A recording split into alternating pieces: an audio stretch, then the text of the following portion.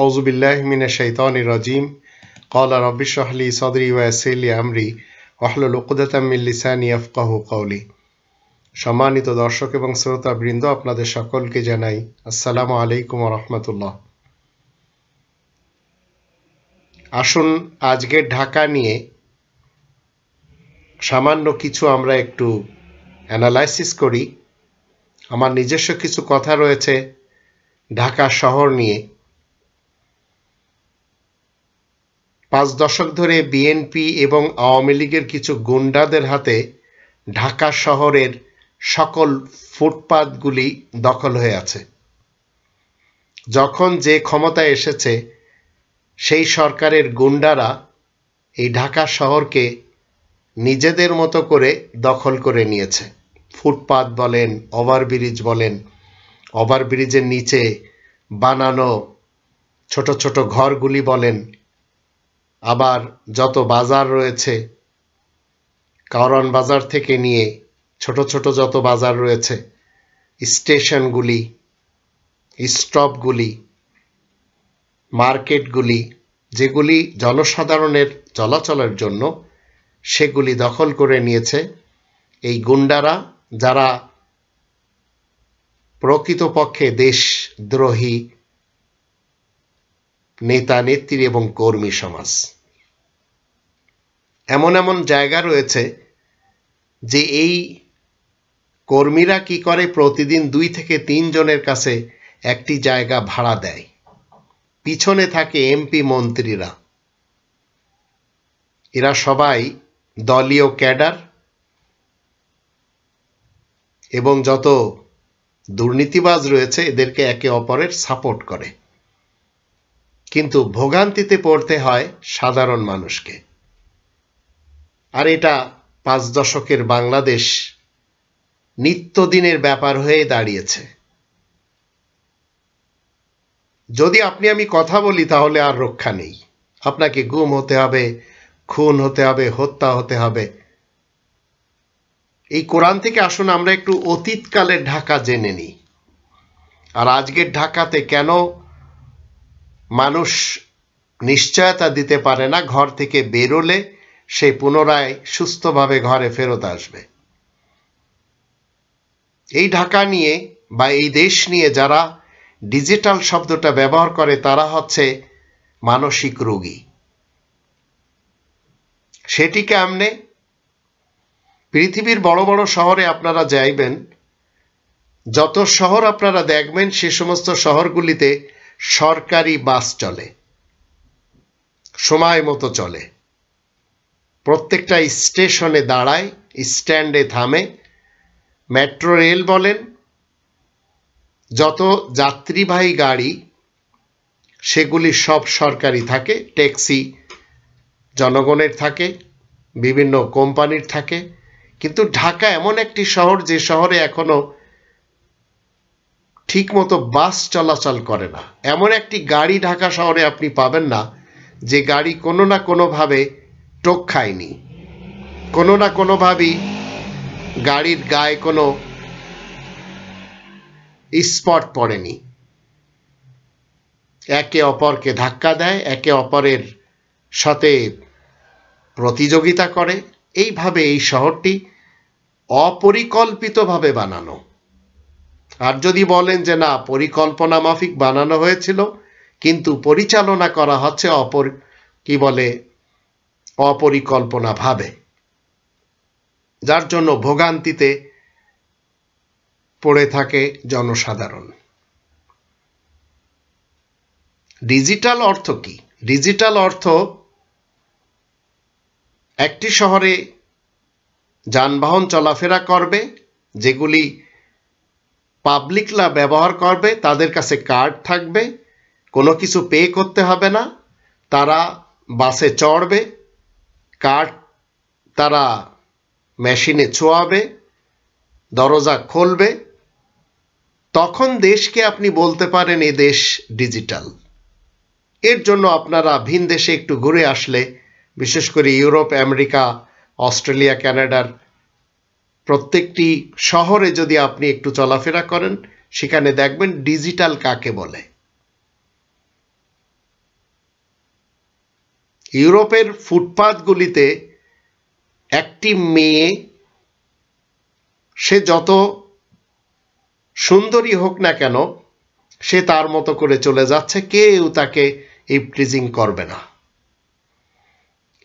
Europe আমেরিকার রোডগুলিতে একজন বৃদ্ধা, একজন প্রতিবন্ধী, এমনকি একটি ছেড়ে দেওয়া কুকুরও সুন্দরভাবে চলাফেরা করতে পারে, কিন্তু ঢাকা শহরে একজন প্রতিবন্ধী চলতে পারে না, একজন সাধারণ নাগরিকও চলতে পারে না, গ্রাম থেকে আসা একজন ব্যক্তি চলতে পারে না, একজন যুবতী মেয়েও চলতে পারে না। এরপরেও যারা ডিজিটাল ডিজিটাল বলে চিল্লায়, গলা ফাটায়, মনে রাখবেন এরা সবাই ওই প্রতিবন্ধীদের একজন। এরা সবাই মাথা খারাপ লোক। ডিজিটাল কাকে বলে এরা জানে না। বাসে তো আমরা সবসময় দেখি টিকেটের জন্য ঝগড়া হয়, কন্ডাক্টর থাকে, আর ভিন দেশের বাসগুলিতে শুধু একটি ড্রাইভার থাকে। এই কোরআনের 16 নম্বর সূরা নাহালের 112 নম্বর আয়াত থেকে এই ঢাকা শহরের অতীত ইতিহাস আর আজকের ঢাকাবাসীদের উপরে আল্লাহ তাআলার কি গজব, আসুন একটু দেখে নিই। আল্লাহ বলছেন, আল্লাহ একটি জনপদের দৃষ্টান্ত দিচ্ছেন যে জনপদটি একসময় সুখ শান্তিতে সমৃদ্ধ ছিল।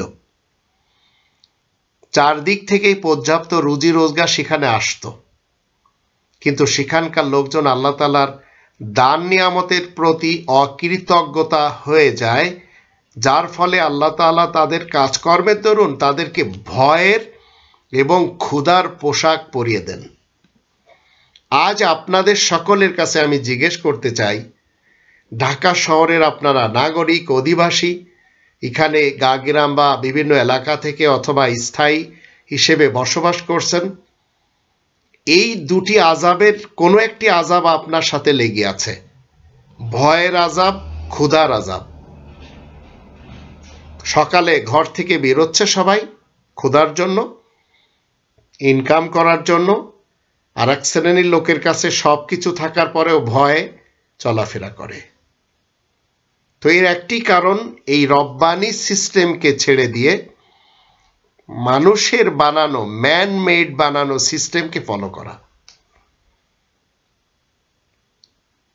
আমি নিজেও চাই ঢাকার অগ্রগতি, আমি নিজেও চাই ভবিষ্যৎ প্রজন্মের জন্য ঢাকা একটি কাঙ্ক্ষিত শহর হিসেবে গড়ে উঠুক। কিন্তু আপনি কাগজে কলমে অথবা বিভিন্ন অঙ্কনে ঢাকা শহরকে যেভাবে পেশ করেন, সেভাবে তো আপনারা না করে আইনের শাসন ঢাকা শহরে প্রয়োগ না করে বিভিন্ন ওভারব্রিজ তৈরি করে নিয়ে মনে করছেন আপনারা খুব ভালো কাজ করেছেন, মূলত জাতিকে ধ্বংস করে দিয়েছেন। যেখানে ওভারব্রিজের দরকার না সেখানেও তৈরি করে দিয়েছেন। যেখানের মানুষ সবুজ বাতি জ্বললে রোড ক্রস করতে হয়, সেই আইনের উপরে মানুষকে দাঁড় করানোর ক্ষমতা আপনাদের নেই, সেখানে আপনারা ওভারব্রিজ তৈরি করছেন। আবার লাল সিগন্যাল, লাল বাতি জ্বললে যেতে হয় না, ক্রস করতে হয় না, কিন্তু সেই আইন কেউ মানে না আমাদের দেশে। আর এই ঢাকা শহরে এক শ্রেণীর লোক যারা নিজেদেরকে মনে করে যে সরকারি গাড়ি পেয়েছি তাই আমাদের কোনো আইন মানতে হবে না, নেম প্লেট রয়েছে কোনো নেতার অথবা কোনো মন্ত্রীর বা কোনো এমপির, তাই আমাদের সিগন্যাল না মেনে চলে যাওয়াতেও কোনো দোষ নেই। তো এইভাবে চলে আসছে এই শহরটি। একটু চিন্তা করে দেখুন, খুব শীঘ্রই বাংলাদেশের অর্ধেকের কাছাকাছি জনসংখ্যা শেষ পর্যন্ত শহরে বাস করবে, এটা অনেকে জেনেছে। আর যদি এটি সত্য হয় তবে আমাদের শহরগুলি অবশ্যই তাদের মিটমাট করার ক্ষমতা রাখে না। ঢাকা শহর তো রাখেই না। আমরা শহরে মানুষ বন্দী করছি কারণ দেশের শাসনের কেন্দ্রে যারা আছেন, যারা দেশ পরিচালনার কেন্দ্রে বসে আছেন, তারা বেশিরভাগই দুর্নীতিবাজ সেই 1971 সাল থেকে। আজ 2021 সাল, বিগত একটি যুগের বেশি সময় থেকে আরেকটু বেশি। পরিস্থিতি এতটাই ভয়াবহ হয়ে উঠেছে যে আমরা যখন লাল বাতিতে থামি, আমরা জানি না আমরা পিছনে শেষ হব কিনা। দুঃখের বিষয় কি, পৃথিবীর ইতিহাসে শুধু ঢাকা শহরই এমন একটি শহর যেখানে এই অবস্থা দেখা যায়। লাল বাতি এসেছে, দাঁড়িয়ে যান। সবুজ বাতি এসেছে, চলুন। কিন্তু চলছে তো চলছেই। ট্রাফিক পুলিশগুলি তারা সবসময় হয়রানির শিকার হয়, জুলুম নির্যাতনের সুযোগ পেলে তারা করে, কিন্তু বড়দের সাথে না, রিক্সা চালকদের সাথে, ভ্যান চালকদের সাথে। তো এই হচ্ছে ডিজিটাল ঢাকা শহর। ডিজিটাল তো তখনই হবে যখন আপনার কাছে একটি কার্ড থাকবে, পাবলিক বাস স্টপ থাকবে, যেখানে এসে বাস দাঁড়াবে, যেখানে সেখানে দাঁড়াবে না। তো এটি কখনো ঠিক হবে কিনা জানি না, কিন্তু এসব ঠিক হওয়ার জন্য ডিজিটাল আপনার মুখে না বলে রব্বানি সিস্টেমে আসুন। এই সিস্টেম মান্য করার জন্য প্রথম থেকে দেশের প্রধান থেকে তৃণমূল পর্যন্ত সবাই সিস্টেমের অধীনে থাকবে, তাহলে দেশ হবে ডিজিটাল, নইলে না। মুখে আপনি যতই বলেন, গলা ফাটিয়ে দেন, দেশ ডিজিটাল কখনো হবে না। তবে যারা ডিজিটাল শব্দটি এই দেশের মানুষের কানের ভিতরে ঢুকিয়ে দিয়েছে, আর যে মিডিয়াগুলি, এরা সবাই বেকুফদের এবং মূর্খদের স্বর্গে বসবাস করছে। আর আমাদের নদীগুলোতে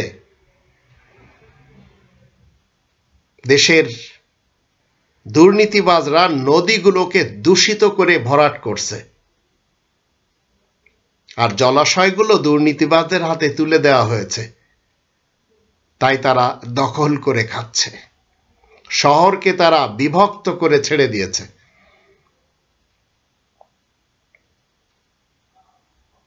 আর আপনি যদি সত্য কথা বলার জন্য একটু আগে বাড়েন, তো অফিস আদালত থেকে আপনার কাছে নোটিশ আসে যে আপনার এই সব ঘাটাঘাটি করে লাভ কি, অথবা থ্রেড আসে যে আপনি এই দেশে যদি দুর্নীতিবাজদের বিরুদ্ধে কথা বলেন, তাহলে আপনাকে পেয়ারা পাকিস্তানে পাঠানো হবে। এদেশে বসবাস করতে হলে মুখ বন্ধ করে বসতে হবে।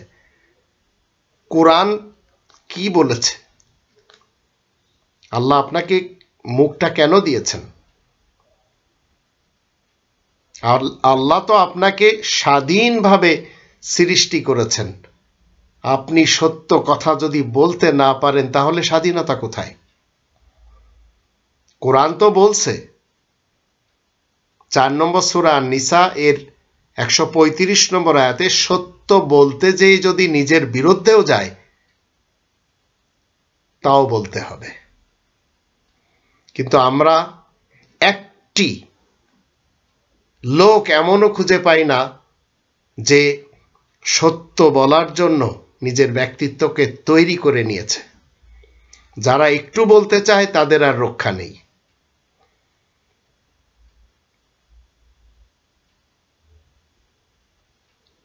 আজ যদি ঢাকা শহরে প্রত্যেকটা মানুষ সম্পূর্ণ সুযোগ সুবিধা নিয়ে বসবাস করতে পারত, তাহলে এত বেশি মানুষ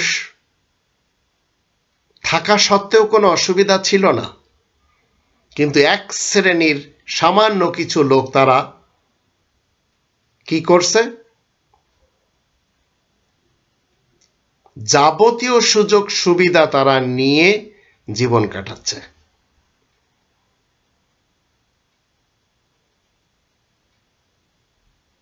অন্যদিকে যদি আমরা দেখি খেলার মাঠগুলি, আমরা সমস্ত খেলার মাঠ এবং ময়দান থেকে মুক্তি পেয়েছি। আমরা পণ্যের সাথে মানুষের চেতনা প্রতিস্থাপন করতে পেরেছি। বন্ধুত্ব এবং সামাজিক যোগাযোগ এবং সংযোগগুলি এই যে খেলার ক্ষেত্রগুলিতে ঘটে, আমরা এগুলিকে বাড়ির মধ্যে বিচ্ছিন্নতার সাথে প্রতিস্থাপন করে রেখেছি। এটি আমাদের সাংস্কৃতিকভাবেও প্রভাবিত করছে। যদি শহরগুলি মানুষকে একে অপরের থেকে সংযোগ বিচ্ছিন্ন করে দেয়, তবে এটি কেবল আশ্রয়ের জায়গা হিসেবেই রয়ে যাবে। ঢাকা শহরের আপনি যদি পার্কগুলিতে যান, সেখানে যে সমস্ত অশ্লীলতা এবং অশ্লীল কর্মকাণ্ড হয়, সেগুলি নিয়ে আপনি কথা বলতে পারবেন না। এই শহরের বড় বড় যে শিক্ষাঙ্গন রয়েছে, সেখানে যদি যান দলাদলি, কোনো না কোনো পরিচয় আপনাকে সেখানে চলতে হবে, অন্যথায় আপনি মুখ বন্ধ করলে আপনাকে মার খেতে হবে। চলমান সরকারের চাটুরিকতা করতে হবে, নইলে আপনার জীবন শেষ। আমার এলাকা থেকে কিছু সন্তানেরা এসেছে ঢাকা শহরে, তারা ঢাকা ইউনিভার্সিটিতে ভর্তি হতে চায়, এর জন্য কোচিং করে চলেছে। এদের সাথে কথা হলে এরা বলছে যে আমরা তো এখানে যতদিন থাকব ছাত্রলীগ হয়ে থাকব। জিজ্ঞেস করলাম কেন? নইলে রক্ষা নেই।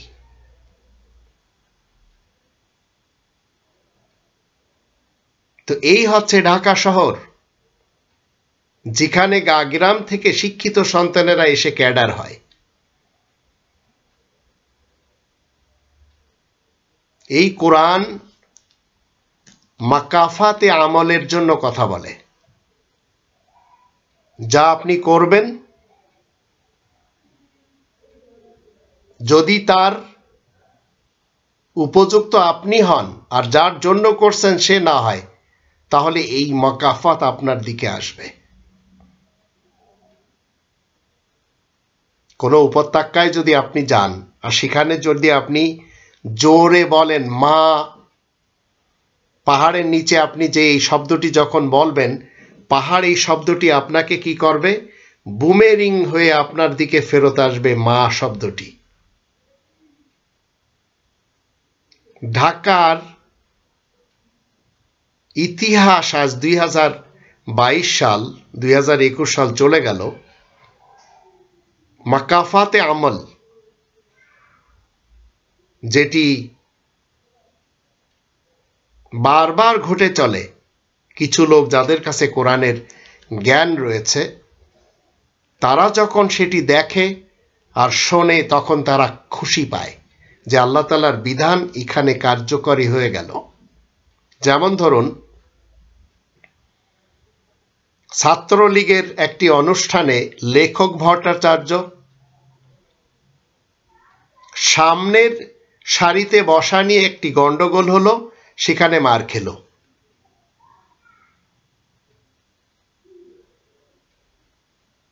তো লেখক ভট্টাচার্য আমার পাশের থানার ছেলে, এলাকা থেকে তো ঢাকাতে মার খেতে আসেনি সে, কিন্তু মাকাফাতে আমল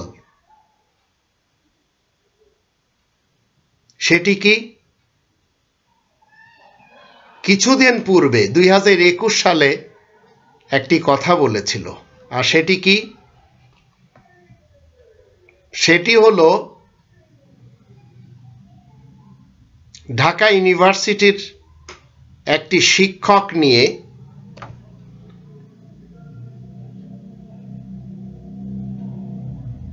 যে অমুক শিক্ষক নামের কলঙ্ক। আসলে কিন্তু তার বলা এটা উচিত ছিল না। তার কারণে সন্তানেরা কি আওয়াজ উঠিয়েছিল? শিবির ধরো জবাই করো, শিবির ধর জবাই কর। আবার শিবির হলেই তাকে মারতে হবে। তো এই কথাগুলি কিন্তু আমরা 2021 সালে তার কাছ থেকে শুনেছি। তো এই যে কথা, এটা অন্তত তার বলা কখনো উচিত ছিল কি? কিন্তু সে সেটি বলে সন্তানদেরকে কি করলো? উস্কানি দিয়ে দিল। তো এখন আমরা কি দেখতে পেলাম? ছাত্রলীগের একটি অধিবেশনে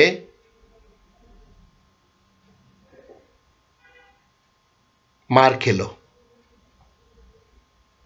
তো এখন তার কথা ছিল যে শিবির ধর জবাই কর। তো এই ধরনের কথা যখন একটি শিক্ষাঙ্গনের এমন একটি জায়গা থেকে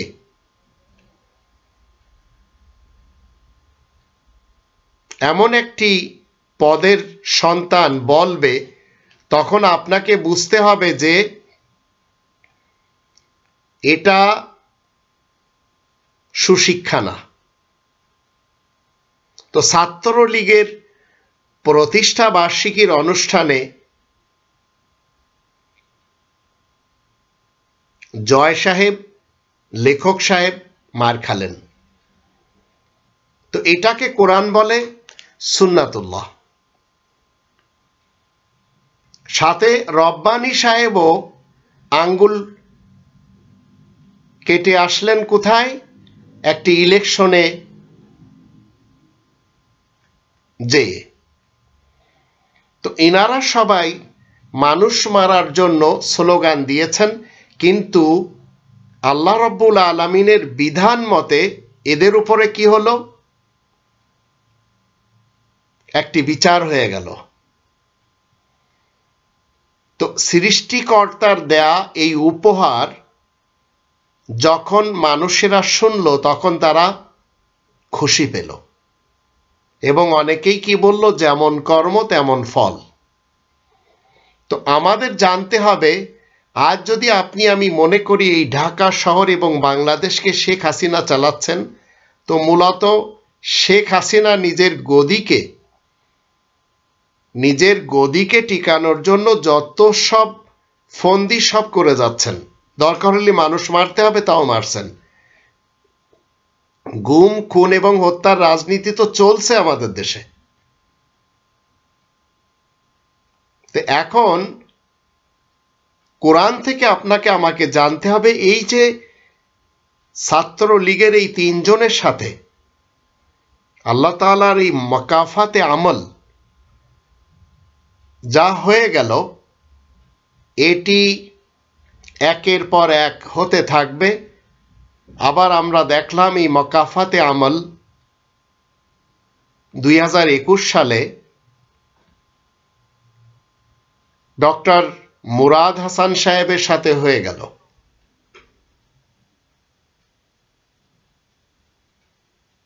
এমনকি 2022-এ এসে আমরা জানতে পারলাম যে ওনার নিজের স্ত্রী ওনার বিপক্ষে, ওনার সন্তানেরা ওনার থেকে কোনো নিরাপত্তা পান না।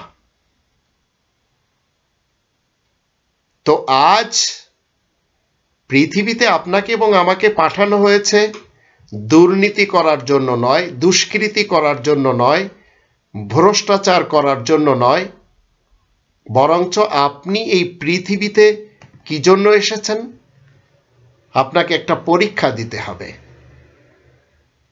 যদি ভালো পরীক্ষা দিয়ে যেতে পারেন পরকালে ভালো ফল পাবেন, নইলে পাবেন না।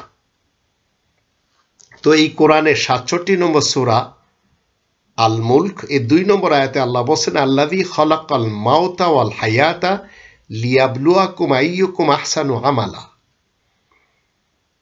সেই সত্তা যিনি হায়াত এবং মৌত সৃষ্টি করেছেন, তিনি দেখতে চান কাজের দিক থেকে উত্তম কাজ কে করতে পারে। তো আমাদের দেশে যত নেতা নেত্রী এবং কর্মীরা এ যাবৎ এসে চলে গেছেন, ঢাকা শহরকে নিয়ে, এই রাজধানী শহরকে নিয়ে তাদের কোনো ভাবনা কখনো ছিল না।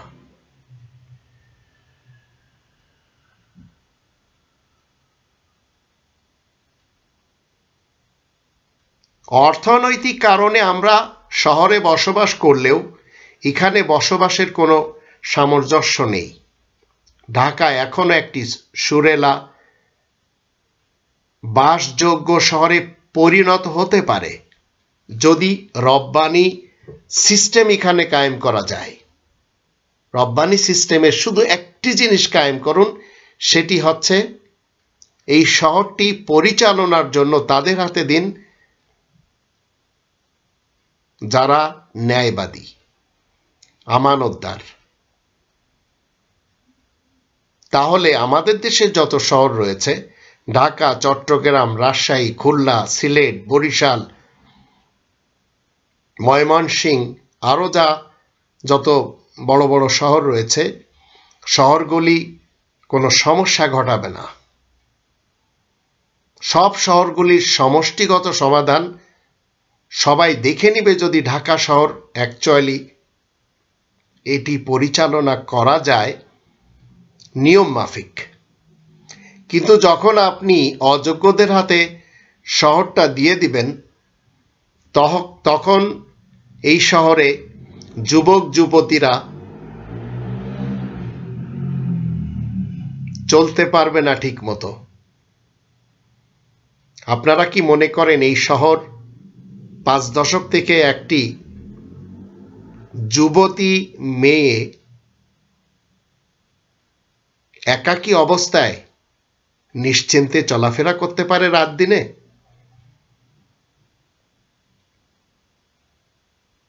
এই শহরটি একজন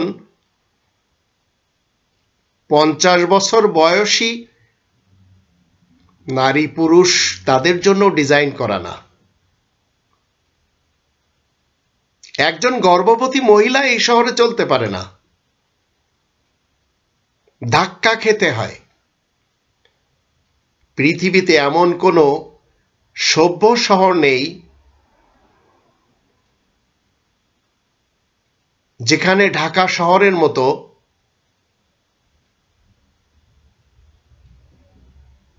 সভ্য শহরগুলি তো সবাই সভ্যভাবে চলাফেরা করে, কিন্তু এখানে আমরা দেখতে পাই কেউ বাস ধরার জন্য ছুটছে, গর্ভবতী নারী আসলে ধাক্কা খাচ্ছে, কেউ ট্রেন ধরার জন্য ছুটছে, কেউ কোনো যানবাহনের জন্য ছুটছে, কেউ ডিউটিতে পৌঁছানোর জন্য ছুটছে।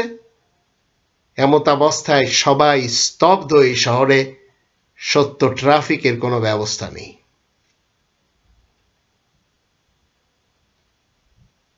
অনেকের প্রশ্ন, যানজটের কবল থেকে কবে জাতি রক্ষা পাবে? আবার অনেকের প্রশ্ন, যানজট কবে লাঘব হবে?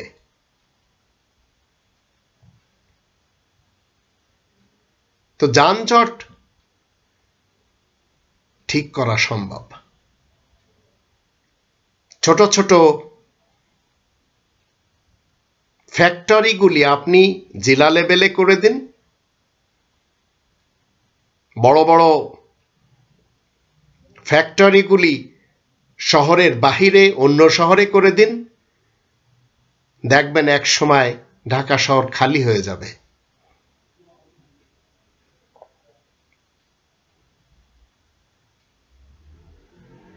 যদি পরিকল্পনার সাথে অতীতে এটি করা হতো এবং একটু ভাবনা থাকতো কোনো সরকারের, তাহলে কোনোই সমস্যা ছিল না, এত যানজটের দরকারও পড়তো না।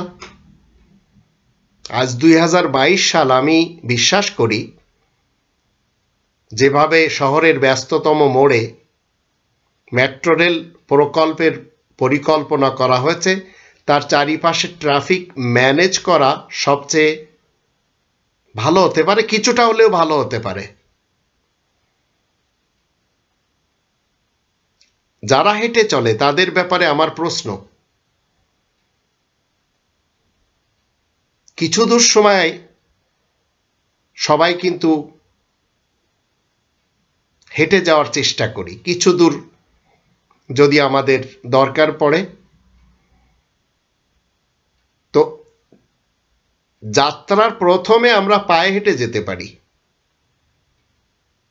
কিন্তু ঢাকাতে সঠিক ফুটপাত নেই, বিদ্যমানগুলো হয় ভাঙ্গা, আবর্জনা দিয়ে ভরা এই শহর, আবার কোথাও কোথাও ড্রেনগুলো কভার ছাড়া। তো এই ভয়াবহ অবস্থা আমি যেভাবে লক্ষ্য করেছি, আপনারাও অনেকে লক্ষ্য করেছেন। তো যে সমস্ত সন্তানেরা আমাদের দেশে,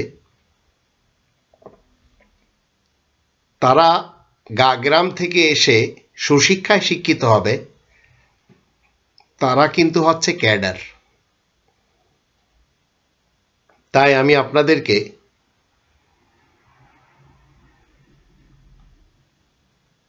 আর নাহিয়ানের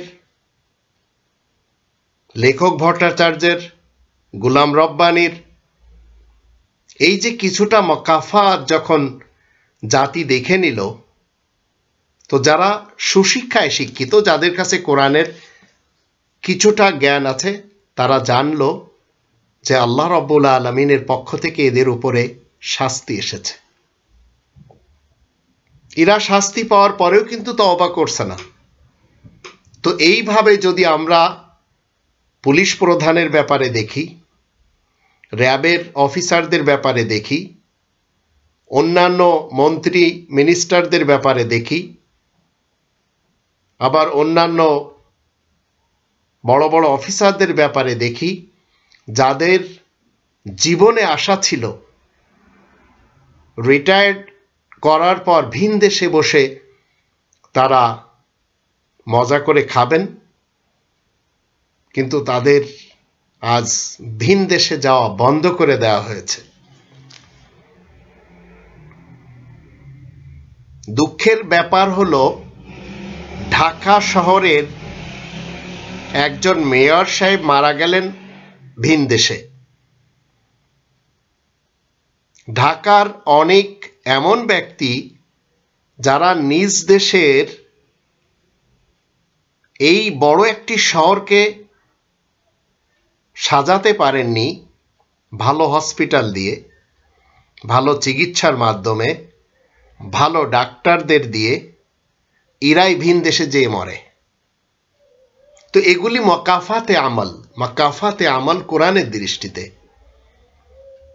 এটাকেই আমরা জানি সুন্নাতুল্লাহ।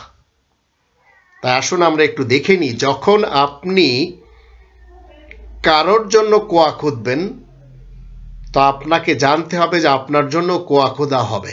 এটি ফার্সি ভাষায় বলা হয় চাহ কুন চাহ দরপেশ।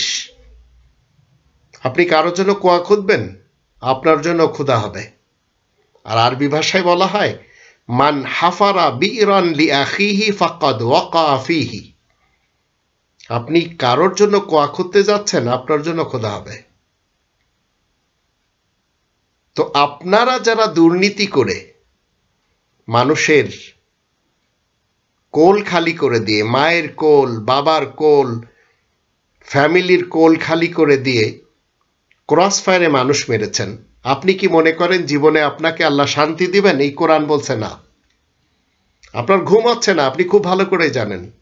আপনি যে কোনো ডিপার্টমেন্টের প্রধান হন না কেন, আপনি যে কোনো দলের প্রধান হন না কেন, আপনার কারণে যদি মানুষ মরে থাকে, তাহলে আপনি আল্লাহ তাআলার শান্তির রাজ্যে কোথাও যেয়ে শান্তি পাবেন না। তো মাকাফাতে আমল আপনাকে জানতে হবে। আসুন একটু জেনে নিই কোরআনের ৩৫ নম্বর সূরা ফাতির এর ৪৩ নম্বর আয়াতে আল্লাহ রাব্বুল আলামিন কি বলছেন?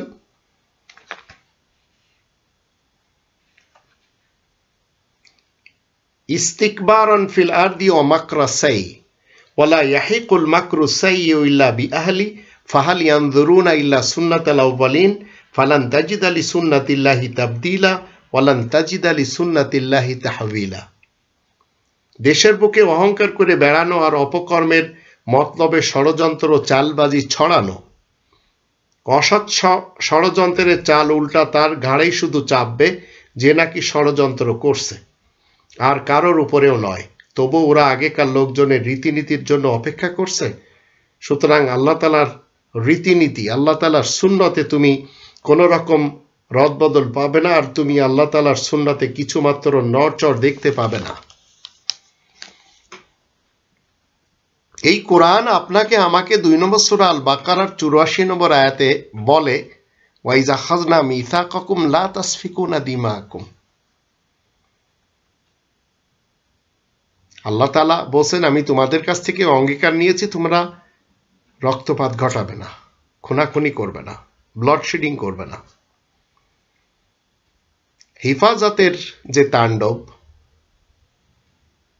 হেফাজতের উপরে যে তাণ্ডব চালানো হয়ে মিথ্যা বলা হয়েছিল, তার মাকাফাতে আমল পৃথিবী জেনে গেছে। পিলখানার ঘটনা ঘটিয়ে, শ্যাপলা চত্বরের ঘটনা ঘটিয়ে, লগি বৈঠাবের তাণ্ডব ঘটিয়ে, সাতখনির ঘটনা ঘটিয়ে, গ্রেনেড হামলার ঘটনা ঘটিয়ে, ঢাকা বিশ্ববিদ্যালয় এরশাদের যুগে মানুষ মেরে, সিরাজ শিকদারকে মেরে তার বুকের উপরে দাঁড়িয়ে, খুলনায় জেলখানায় জিয়াউর রহমানের যুগে মানুষ মেরে, যারা এইসব মানুষ মেরে শুধু ক্ষান্ত না, সেই মানুষগুলিকে আবার মৃত মানুষ নিয়ে নৃত্য করেছে, আবার দাফন করে কবরে ঝাড়ু মেরেছে, আবার ফাঁসি দিয়ে মিষ্টি বিতরণ শিক্ষা দিয়েছে। তো এগুলির মাকাফাত কোরআন মতে এই পৃথিবীতে পেতে হবে, পাচ্ছেও।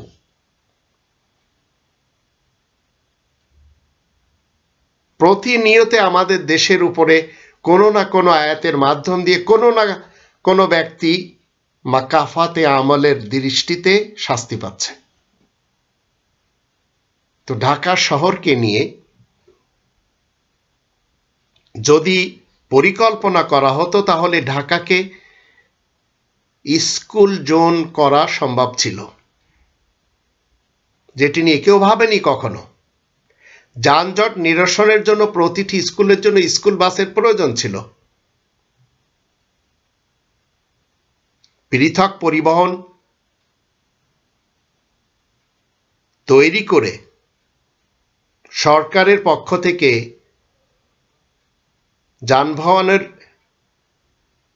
সুন্দর ব্যবস্থা না করে প্রাইভেট সেক্টরগুলিকে অগ্রাধিকার দেওয়া হয়েছে, যার জন্য তারাই যানজট সৃষ্টিতে বড় অবদান রাখছে। কথা বললে আপনার উপায় নেই, কারণ যে কোনো বাস মালিক বা সমিতির পিছনে কোনো না কোনো দেশদ্রোহী এমপি, মন্ত্রী অথবা কোনো ক্যাডার বাহিনীর কেউ দাঁড়িয়ে আছে। ঢাকা শহরে যদি কেউ সাইকেল চালিয়ে কোথাও যেতে চায়, এইরকম একটি ছোট্ট সড়কও নেই।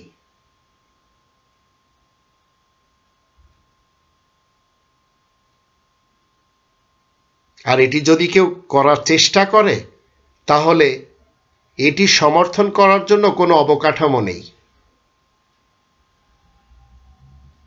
ফুটপাত নেই, সাইকেলের রাস্তা নেই, যার যেভাবে ইচ্ছা সে সেইভাবে চালিয়ে যাচ্ছে তার বাহন।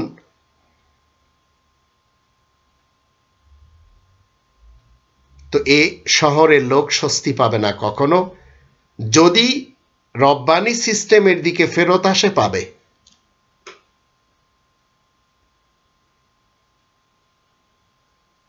ঢাকা শহরের অধিক এলাকাও আজ বস্তি।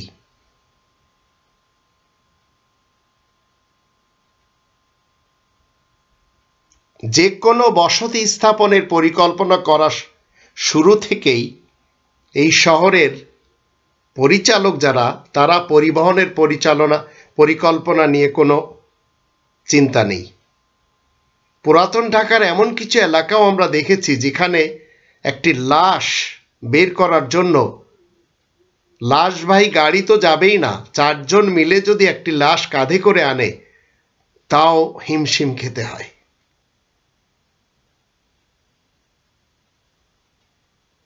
একজন পথচারী কিভাবে চলাফেরা করবে সেটি শিক্ষা দেওয়া হয় না, কারণ যারা শিক্ষা দেওয়ার জন্য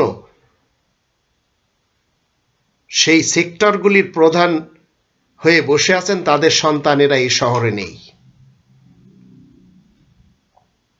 আপনি যতই নকশা করেন, যতই পরিকল্পনা করেন, অঙ্কন করে ইউটিউবে দেন যে এই রকম 2041-এর ঢাকা এমন হবে, 2050-এর ঢাকা এমন হবে, কিন্তু বর্তমান চলিতকালের আজকের 2022 সালের ঢাকার পরিকল্পনা তো ঠিক নেই। কোনো একটি সেক্টর নিয়ে আমরা গর্ব করতে পারি না। 5 দশকের বাংলাদেশের ইতিহাসে গুটি কতক বা গুটি কজন হাতে গোনা 2-1 জন নেতা নেত্রীকে নিয়ে হয়তো কেউ গর্ব করতে পারেন, কিন্তু অধিকরা দুর্নীতিতে ভরপুর, দুষ্কৃতিতে ভরপুর, ভ্রষ্টাচারে ভরপুর, নৈরাজ্য সৃষ্টিকারীতে ভরপুর।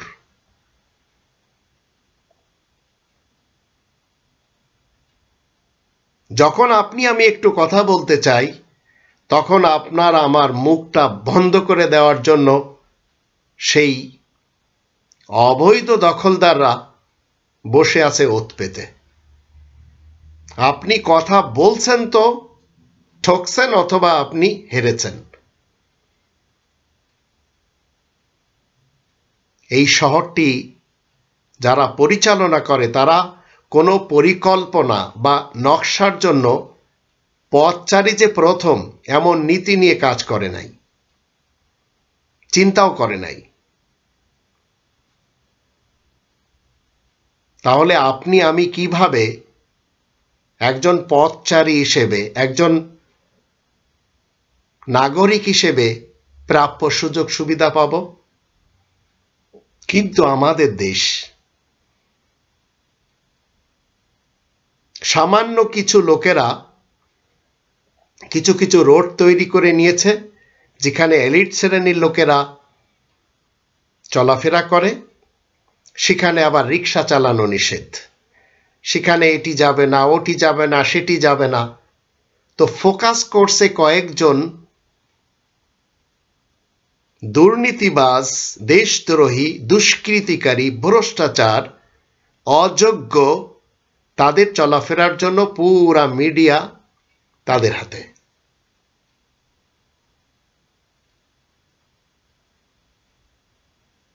নতুনভাবে ঢাকাতে যেভাবে রুট অনুমোদন করা হয়েছে তা সম্পূর্ণ ভুল। আর নতুন বাস রুটগুলি এলোমেলোভাবে ব্যবসায়িক সংস্থাগুলির দ্বারা প্রস্তাবিত হয়েছে। নতুন রুট ঠিক কোথায় প্রয়োজনীয় সে সম্পর্কে কোনো বিশ্লেষণ এবং ডেটাও নেই।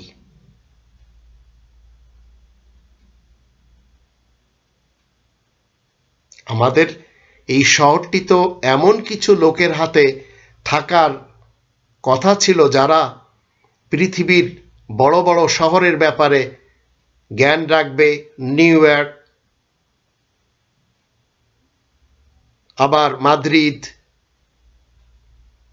Oslo, London, Stockholm, Berlin, Athens, এই টাইপের শহরের ব্যাপারে যাদের ধারণা, এমন ধরনের সুশিক্ষায় শিক্ষিত কিছু লোকের হাতে থাকা উচিত ছিল। কিন্তু গণ্ডরা এসে যখন নেতৃত্ব দেয় তখন জাতির অবস্থা এইভাবে শোচনীয় শিবিরে এসে দাঁড়ায়। তো দুঃখজনকভাবে সামান্য কিছু লোকদের চলাফেরার শহর হয়ে গেছে। তো এইভাবে তো একটি শহর চলে না। ভালো কোনো ছাউনি নেই, ভালো কোনো স্টেশন নেই, ভালো কোনো স্টপ নেই, নিরাপদে লোকেরা চলতে পারে না। দেশপ্রেমিক শিক্ষিত মানুষের হাতে দেশ যদি কখনো আসে, যাদের কাছে রব্বানি সিস্টেমের জ্ঞান রয়েছে, রব্বানি বিধান যারা একটু জানে, এরা যখন এই দেশ পরিচালনা করতে পারবে, হয়তো নতুনভাবে তারা দেশকে সাজিয়ে নিবে। নইলে যেভাবে চলছে, চলুন তাদের সাথে আমরা না চলে অন্তত কিছু সত্য কথা বলার জন্য এগিয়ে আসি। আল্লাহ আমাদের সবারই সহায় হন।